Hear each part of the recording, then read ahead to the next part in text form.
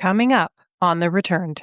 When the wave and my canoe met, it was twice as big as the canoe, and the canoe filled, and I was in the water. Within probably 1 minute of falling in the lake, I had clicked into swimming mode, breaststroke. I started to swim to shore, so I kept swimming, and I was calling for help.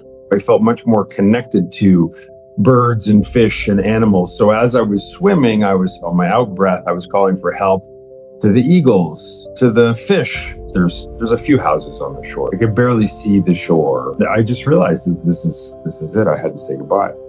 I said goodbye to my daughter. I said goodbye to my partner. The eagles had been flying over me. There was two of them circling over top while I was swimming.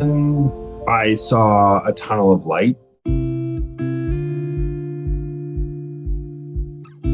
Hi, and welcome to The Returned.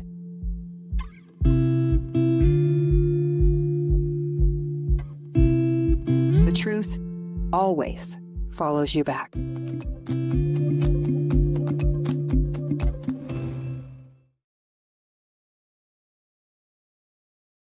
Hi, and welcome to The Returned. If you're new here, I'm MJ, and today we sit with Jeremy Down, whose life changed forever when a canoeing accident left him submerged in freezing water and ultimately took him beyond this life.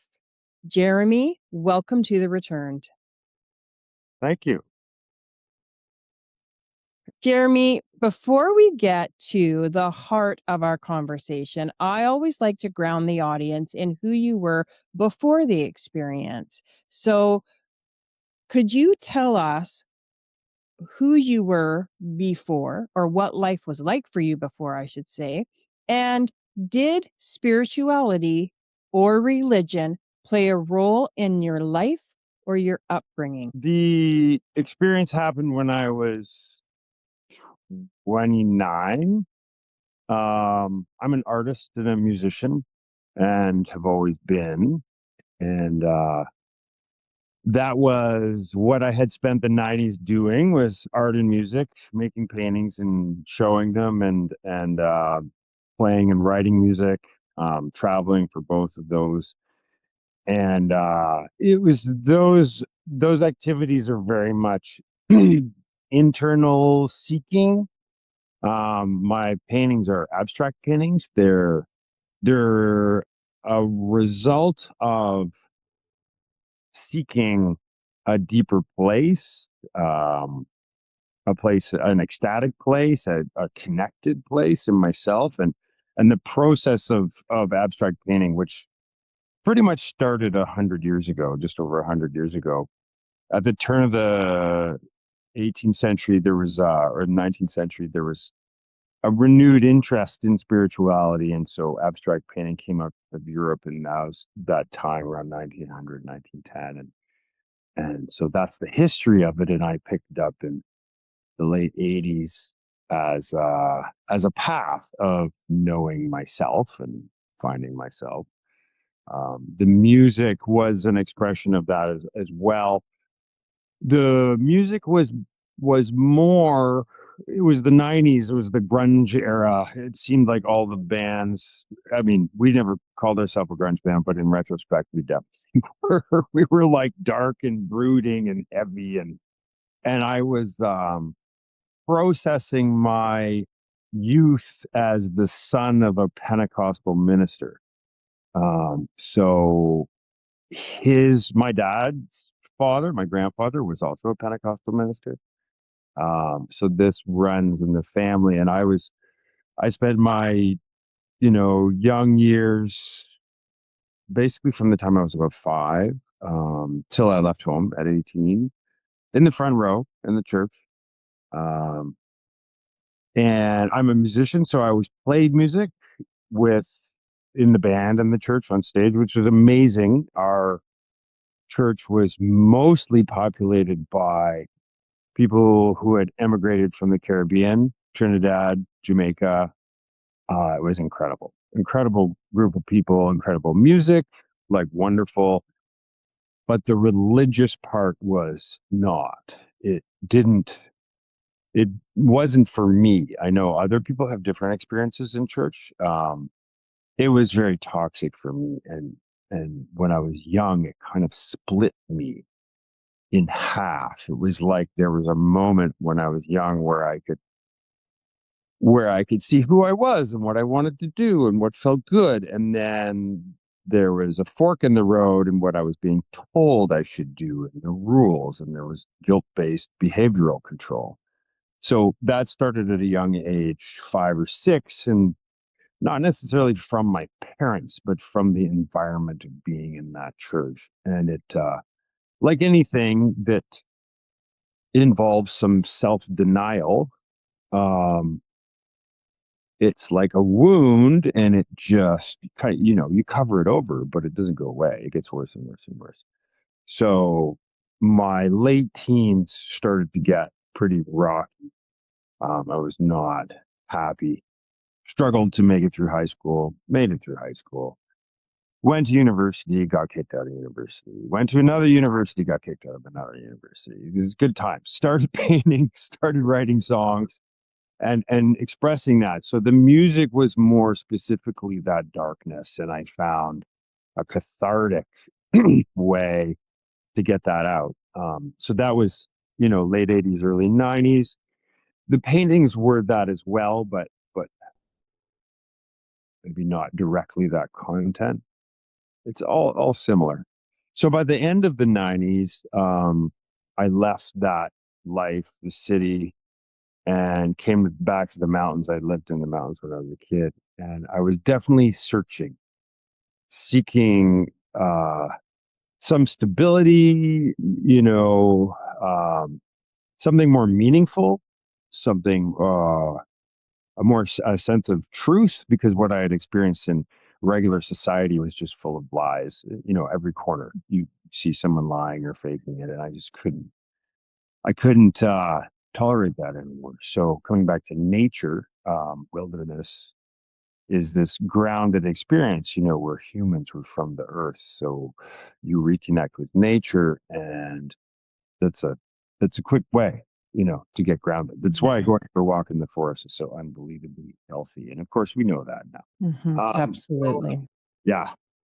So that was in 2000 that I moved back to the mountains, and I was with my partner at the time, mother of my first daughter, and we were going to become parents. So the next year, February 2001, was when I fell in the lake, and the lake doesn't freeze here. And so I would paint with a canoe. I'd put a painting on the gunnels of the canoe and paddle all year round.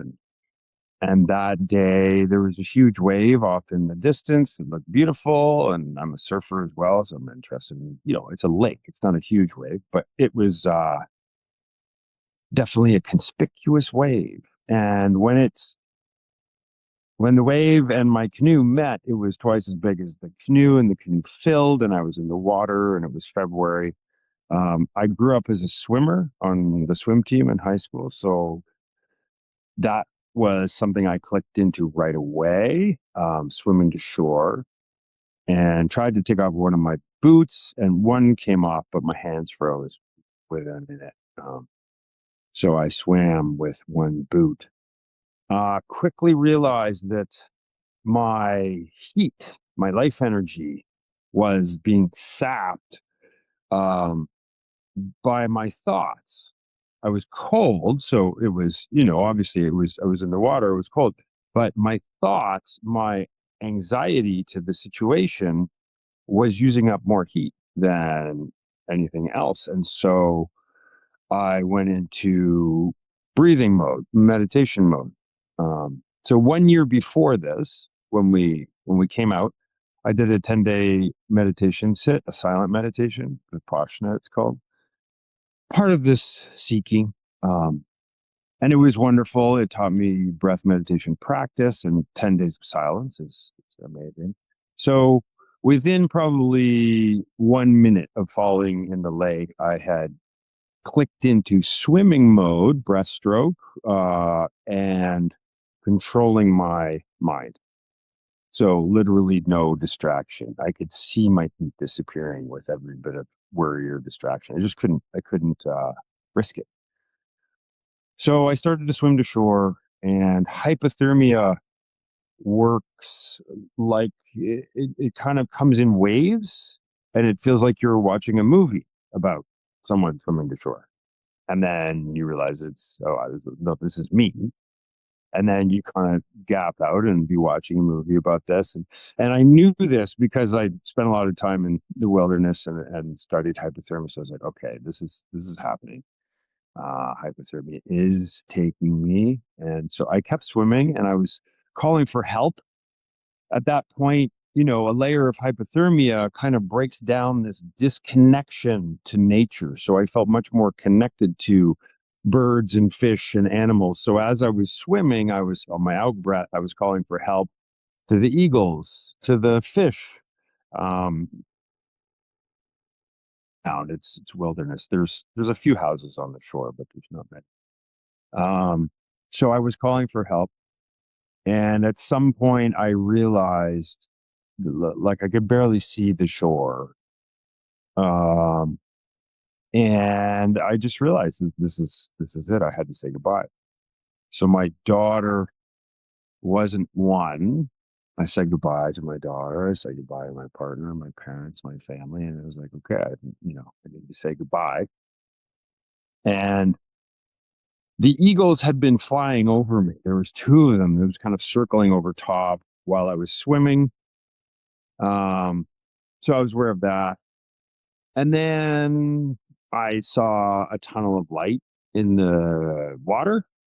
And I was like, oh, that looks great. I'm going down there. I'm going to swim down there. And I did think that I was swimming down a tunnel, down into the lake. This is fine. I'm gonna do this. And then, of course, this is the first step of an NDE. Is this removing from your body? It's a tunnel of light, and came to a veil, kind of gauzy curtain, and passed through that veil into what seemed like a homecoming, a very familiar, beyond familiar, as at home, returning to this state of like, oh, this is where we're from.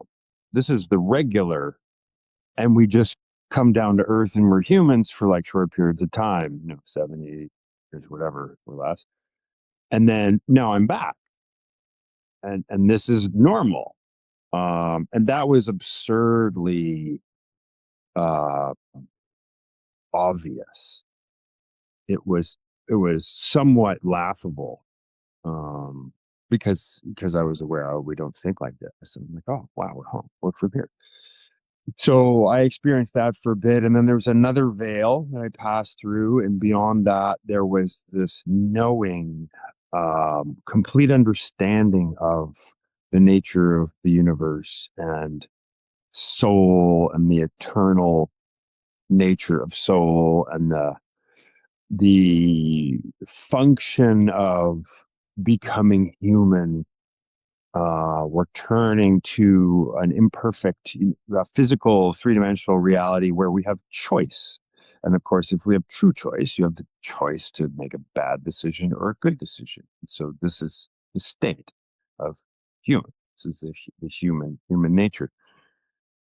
And that was all kind of laid out in front of me, and the understanding of time and how time exists on Earth, so that we can express our intention, our our gift of being given choice.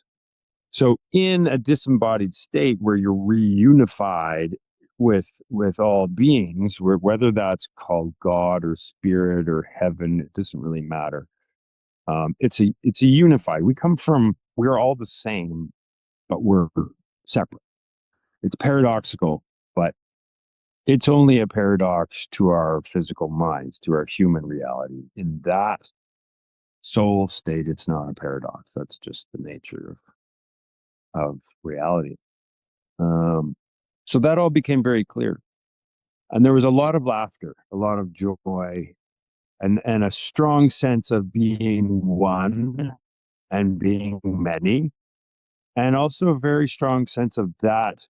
Ah, we, I, many, also a sense that there was something much, much greater. Like there's not really a distinction between is that a separate thing or is that us? But but that was very strong, and it's beautiful. It's just like absolutely perfect. So it felt like I was there for you know many, many, many years, just eons. I was just that was a return to a state, and I could see souls leaving that collective and individuating and going back down to earth and being born as a baby and living out their life and dying and coming back and returning again and this sense also that upon return to that soul state there's kind of there's no external judgment but there's kind of a self knowing like yeah I went and lived that life as that person and I made those decisions and some of them were good and some of them were bad, maybe they're all bad, maybe they're all good, and then there's just this knowing. It's not, many people ask me about judgment when I talk about this and I'm like well it's not really some other entity judging you, you're in a perfect state so you're judging yourself or you're judging what you just did in that um state of being unconscious. We live these unconscious lives. We're just putting one foot in front of the other. We're doing what we do, and it's rare to be aware of the big picture. So that was all not really taken into consideration, but it's understood as the path of souls returning to Earth. So as I say, I was there for many, many cycles, whatever that is. And then I started to return. And I was like, no, I don't want to go back. I'm good. This is way better.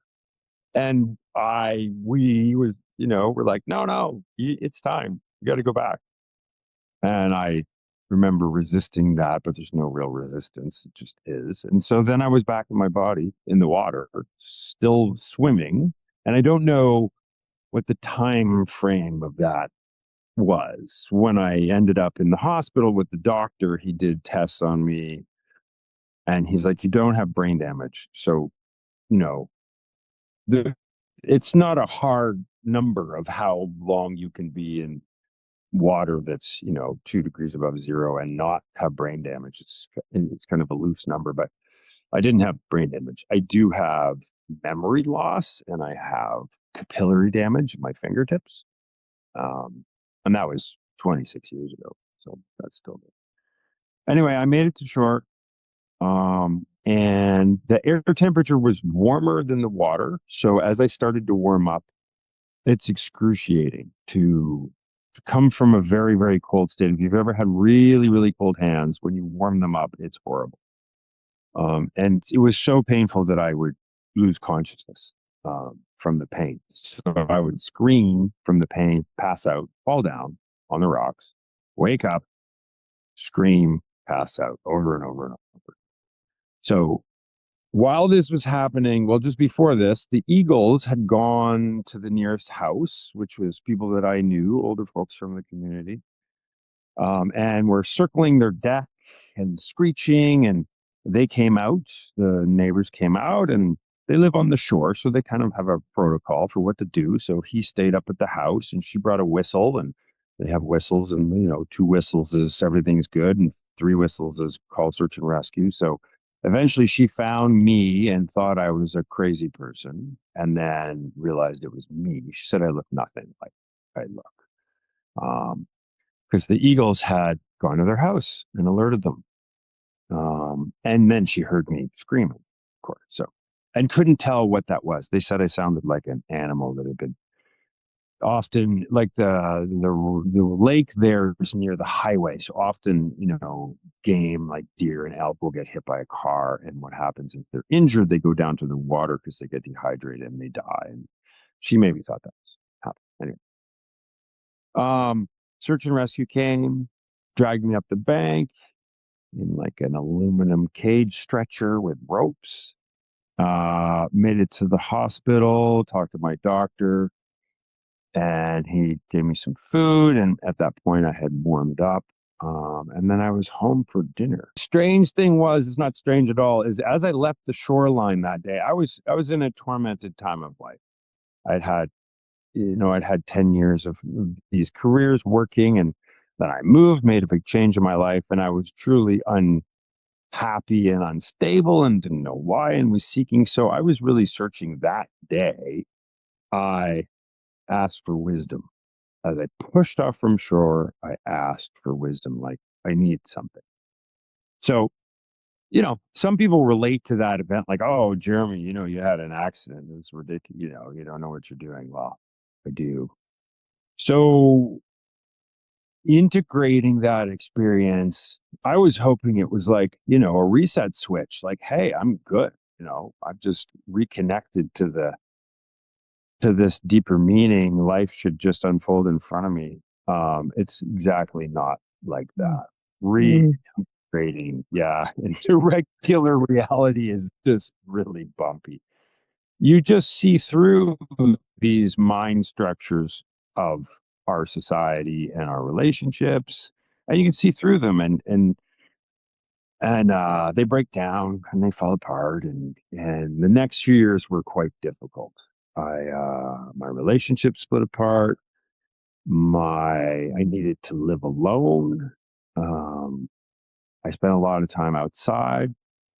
Interestingly, my work, my paintings changed from, square or rectangle shaped canvases to shapes, three-dimensional organic shapes that literally just changed in front of my eyes like a hallucination a few days after that event. And I went over and, used some tools and built this thing. And I've been making those for 26 years. So that was part of the gift, was um, learning about the nature of being. I had a tool. I had these shaped paintings that no one had ever done before. In art history, there's no precedent. So there was no history to rely on. When you go to art school and you kind of find your groove in painting, there's a history that you go back and you learn the masters and you copy their work and you find your way. But there's none of that. So this was big. And it took a lot of effort. I was very consumed. I was still a dad. I was, really loved being a father, and I split the time with my daughter with her mom, and we remained friends. It was just I was coming apart. I did a lot of different therapies at the time. Everything was unraveling, and I did have resources, and I had people around me.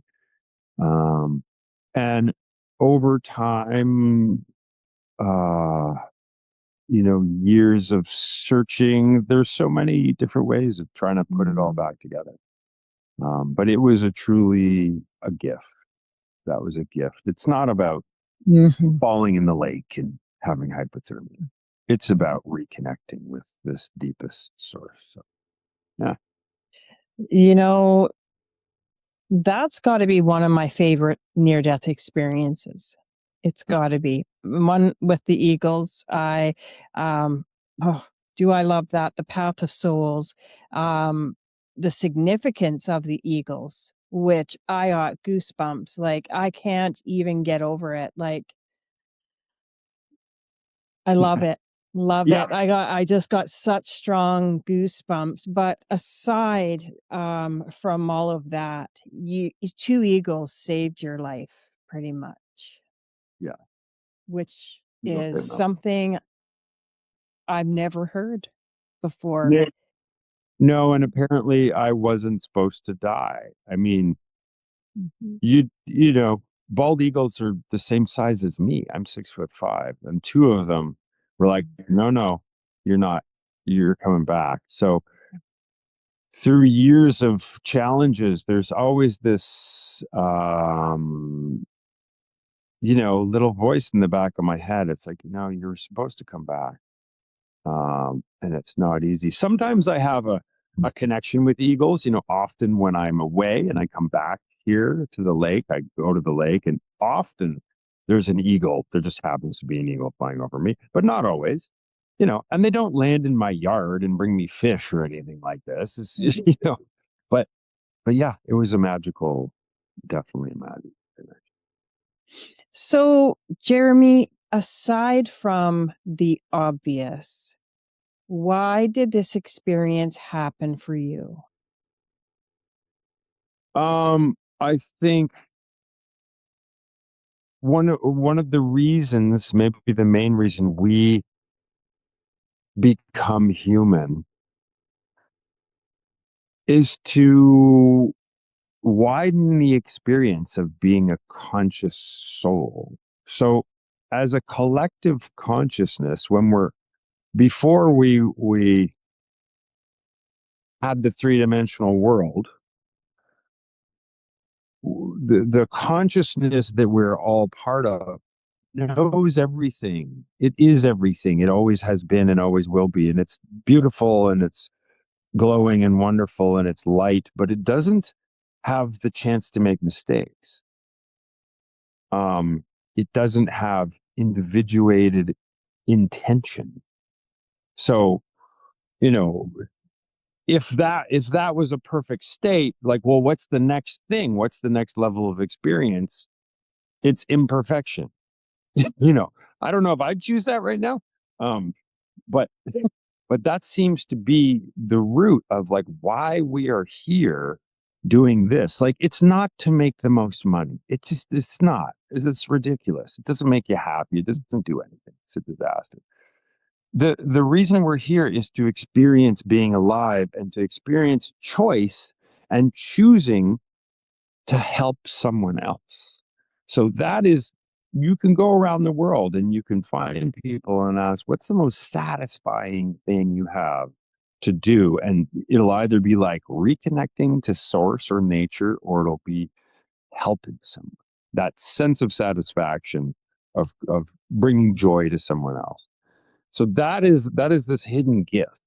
Um, and there's societies, they're not common, but there's societies that were written about in like the 1400s when the Spaniards first came to the Americas. There were certain smaller civilizations that regarded the Spaniards as like animals because they would their basis of like their values were trying to win or trying to get more or kill or something. And these indigenous tribes, the highest level of honor was to help another human. So they didn't have these social schisms because the highest honor in your society is to make sure everyone else is okay. So imagine what kind of society that would create. It's interesting. I found this in a book a couple of years ago.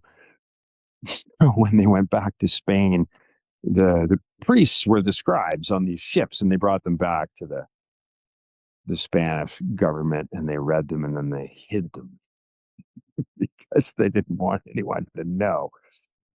So that's why we're here, to use the choice that we've been given to make life better for the others around us who are not actually others. We're totally individuals and we're different, but we're not. So when True. sent back, it seems to be that the reason, I don't know if it's the reason I'm back, but the challenge or the highest goal is to put my very best into everything I do. Everything I do. Every interaction, every word I speak, every thought, to be impeccable with thinking, speaking, acting. The creation of my paintings and my music, changing the content of that from, I mean, I had to work so much out. In recent years, it's changed to expressing from this source of of sharing joy or power or strength.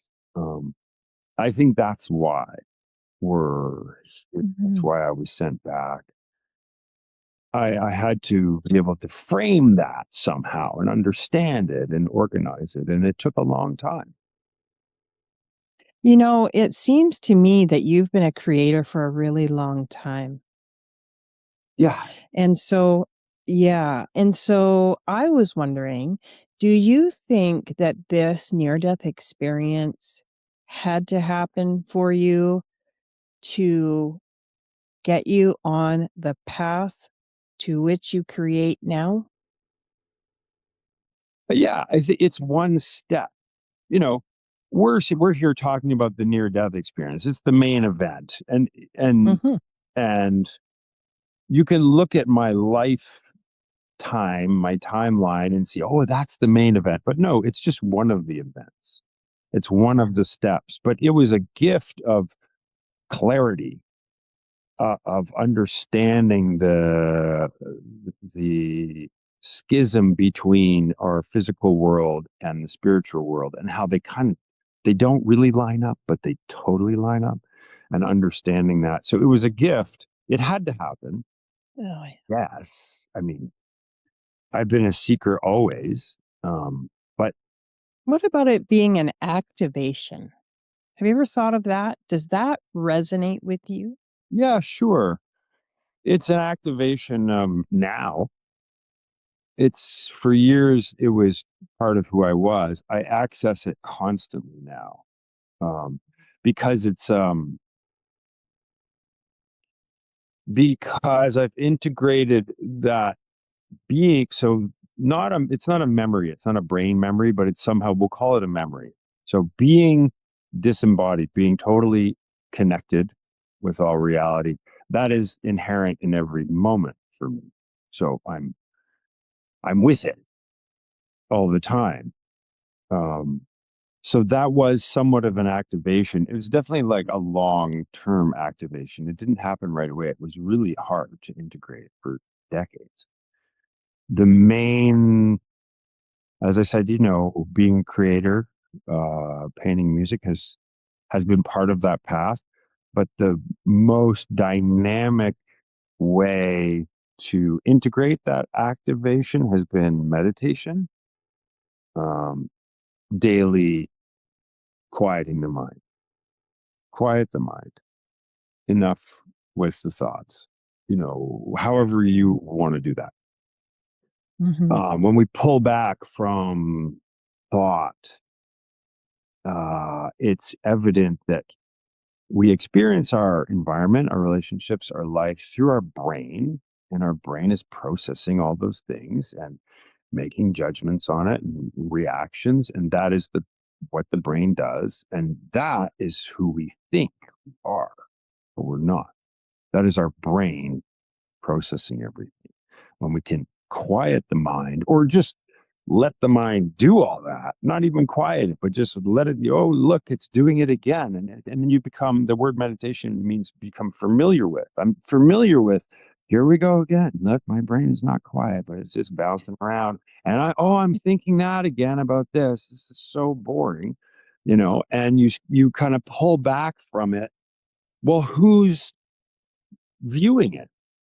If you're pulling back from what you thought was you, who are you? Well, that's the deepest self, right? And so as you repeat that every day as much as you can, that becomes stronger. Like anything, you go to the gym every day, your muscles get bigger. You meditate every day, you have a stronger sense of who you truly are, and you're better at letting the mind be the mind. And that's a thing. Coming back and not dying and learning this and coming back into a society, a whole global reality where everyone thinks they're supposed to be who they think they are based on who they grew up as and all their events and the decisions they've made, good and bad. It's a lot, you know? And then to be able to step back and view it and realize that this is the nature of the mind. This is the nature of three-dimensional reality, of cause and effect, of choice and response. And and that we're more than that. Share that to one person and alleviate some of their suffering, then it's worth it. Mhm.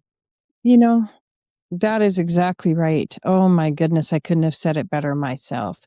Jeremy, now you described seeing souls leaving and being born.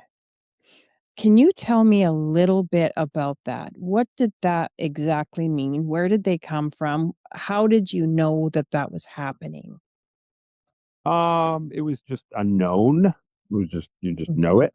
And they came from us, we, I, the collective of all beings, and kind of separated off, and they looked like a little spark, and they kind of went back down. And I'm not sure if I have. No, that's okay. I was going to say I'm not sure if I've created this imagery in order to talk about it. Telling this story over 25 years, it's hard. None of this happened in brain.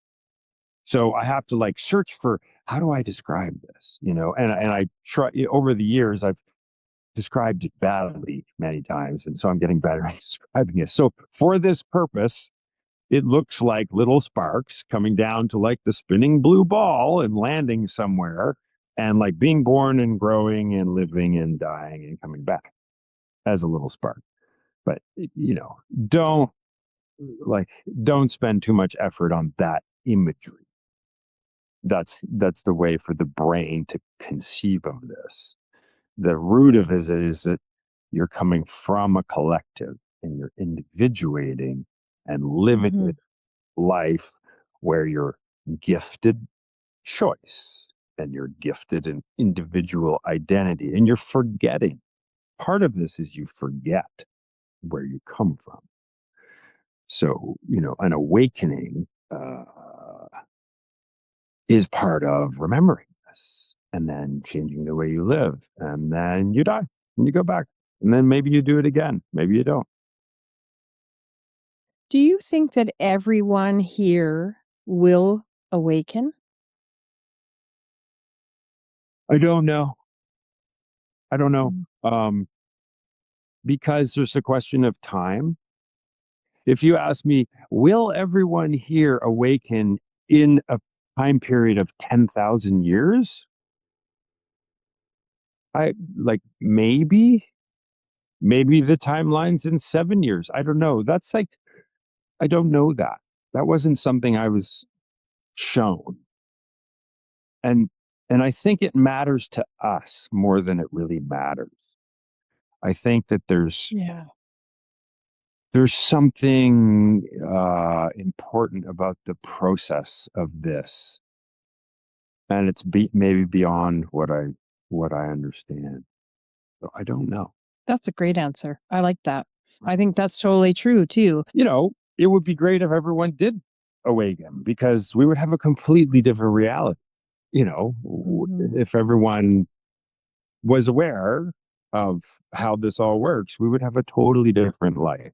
It's interesting though, because there's so many, well, not that so many near death experiences are happening. It's just there's a lot of people talking about what happened to them. You know, I think it's more accepted now for people to actually have these conversations. So then you also have others who are having spiritual awakenings. Without dying. They're having, from breath work, yoga, meditation, they're having all sorts of things. That's why I always wonder if we are all meant to do that, or is just some of us meant to do that? You just never know, right? Yeah, I don't know.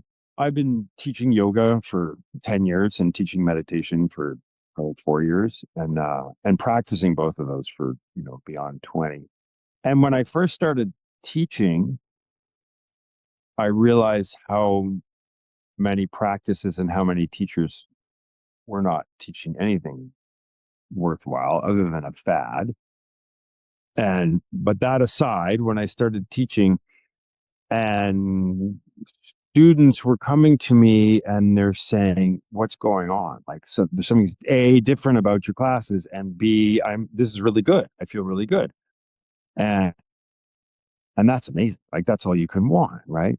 And so, I would get excited. I was like, oh, everybody needs yoga. Everyone needs meditation. No, everyone does not need yoga and meditation. I don't know.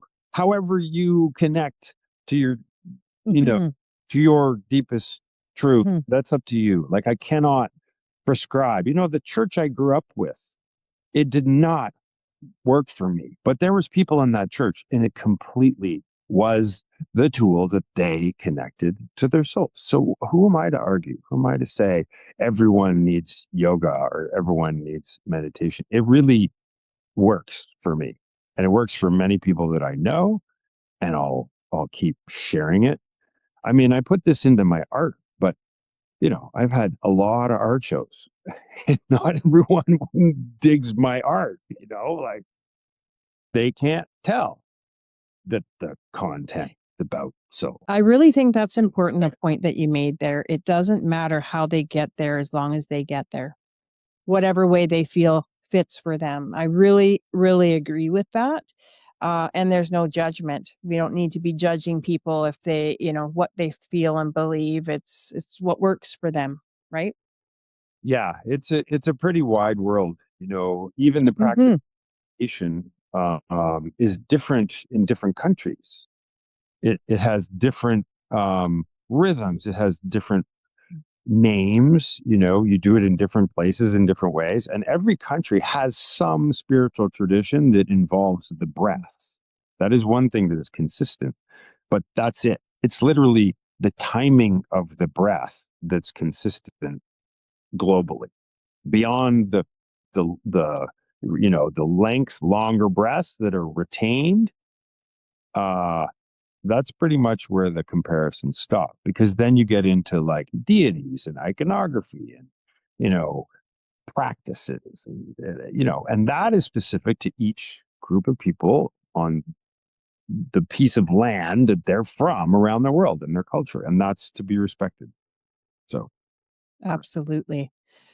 Jeremy, after what you experienced, um, where do you believe the other side is when we die? Do you think we go there? And did your experience give you an understanding whether there is another place or dimension or state of consciousness? oh yeah, it's inside us. It's with us all the time. Mm. So a near death experience is when your brain shuts off, and but you're still alive. So what's left? Your being is still alive. Your brain shuts off for a while. Hypothermia shuts your brain. Your heart hopefully keeps beating. I don't know. Maybe mine stopped for a bit. Um, it's not that concrete. It's a little more loose than that. But yeah, the other side it's inside. It's not a separate place. It's not a physical place. It's like electricity. Electricity is running all of our technology. Well, where is electricity? Well, that's a ridiculous question. Right. Electricity is inside everything. It's flowing through all our electronics. The other side, the soul realm, is not a separate place. It's flowing inside all of us. Um, this Mm. that's an interesting example where physical reality is mirroring spiritual reality. It's electricity. It's a good little Mm. metaphor. That's interesting. Yeah. So, and That's we interesting. we didn't know about electricity, for the last like 5,000 years. We're like figuring it out like 20 years ago. Pretty fresh. So that's where the other side is. Yes, we're all going there because we're already there. We're just not aware of it. And we're not aware of it because being aware of it is too much. Being aware of all these dimensions, of all these kind of layered dimensions, is too much. So our five senses are a dumb, not a dumbed down, but they're a selected group of sense. There's sixth sense, right? Telepathy or something. We all know, whether you have it or not, doesn't matter. So that's number six.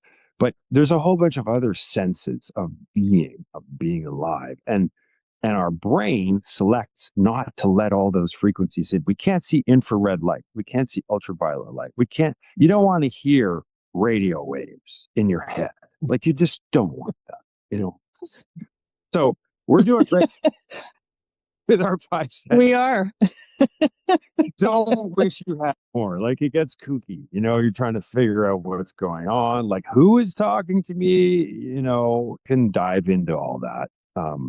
But basically, your pineal gland, which is behind your third eye, it's the center of the brain. It's the gland that releases melatonin. It's activated there's a number of ways to different activate it. You can do that through meditation. It's also activated, with the sun. The sun comes up and the pineal gland releases serotonin. The sun goes down and the moon comes up and it releases melatonin. So you fall asleep. So that's our world. That's our reality, is sun and dark. If we didn't have that, we're toast. So it also releases versions of melatonin that enable us to see into different dimensions. It's called dimethyltryptamine, and there's other versions of these tryptamines that open up sight or awareness into other dimensions that are either happening right now or beside. I don't know. So that's what's going on. We have a control. We have a controlled view of reality. It's not a different place. It's all happening now. Like, the other side is inside. Other dimensions are happening right now. Right. But awesome. Yeah, there's nowhere else. We are functioning in this reality because of our highly tuned nervous system and our brain that is working for gravity, food, water, sunlight, sound, communication. Like, this is amazing. But there's a lot more going on, and it gets pretty scrambled. Like, when you get cracked open and you're aware of all these things, it's pretty hard to decipher. Yeah, I've been there. Yeah, I've really been there.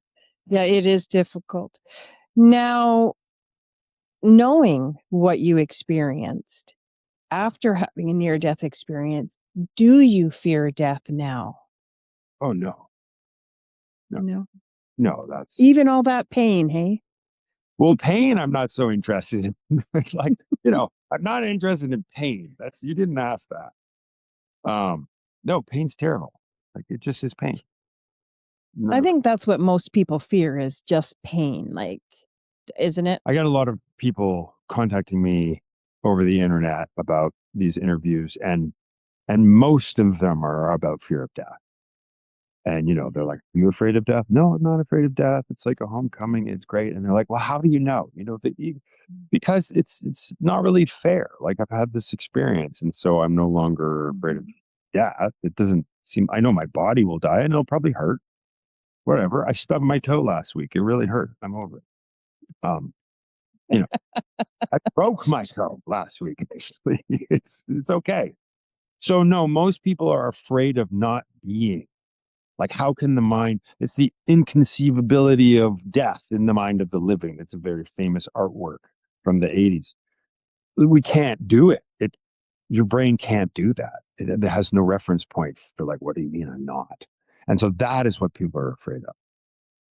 The next major thing they're afraid of is their loved ones. They don't want to be, like, away from their loved ones. Whether a loved one dies, oh my gosh, they're gone, or if I die, then the separation. Those are very human things. In the Yoga Sutras, one of the sutras says that the clinging to life and the resistance of death is...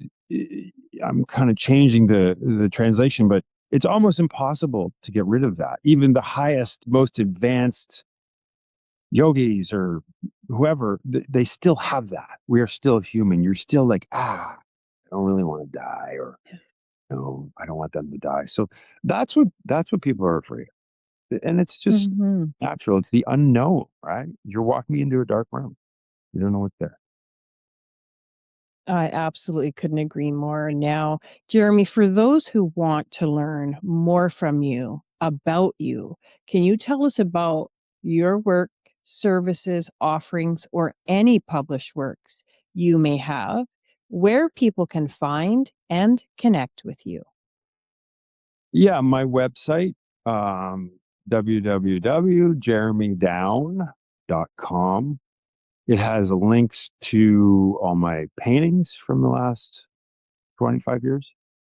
It has links to a few of my albums. They're more recent ones that are where the content is more about what we're talking about.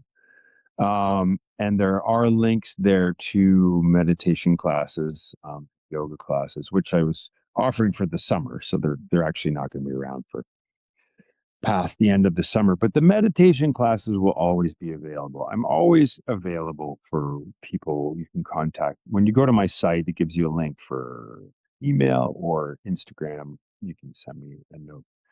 And I will always communicate with people.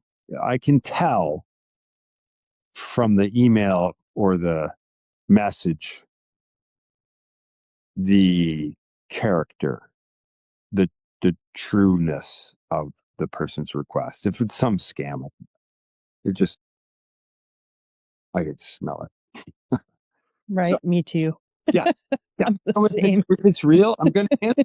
I'm gonna do Mhm. the best that I can to really, it's like because individuals are also different, it's like guiding people in the direction where they will find what they're looking for. Mm, I'm not some magical person. I don't have some trick, but I can really do my best to ease the fear. thank you for that. And because you're on the returned, I believe that everyone returns with a truth. So, Jeremy, what truth did you return with that you think humanity needs to know right now? I think it was what we talked about before, that you return, and the greatest goal is to know yourself. And when you know yourself, you realize that the greatest joy is reducing suffering for other people. Yeah. Oh, I love that. Thank you so very much. I actually can't thank you enough for being here. Your story, I could have probably gone on longer, but you are very good at answering questions and you really go into depth with your information. I really appreciate that. And there is something incredibly moving about this. About a story that begins with freezing water and ultimately leads to deeper understanding of connection, consciousness, and inner peace. So, thank you for trusting me with your story and sharing what you brought back. Well, you're welcome. Thank you for the interview. You're welcome. And to all those listening and watching, perhaps Jeremy's story reminds us that we don't have to wait to the edge of life to be fully present within it. There is something deeper available to all of us right now. We simply have to just become still enough to notice it. Thank you for watching. And until next time, stay open, stay curious, and keep returning to the truth within you.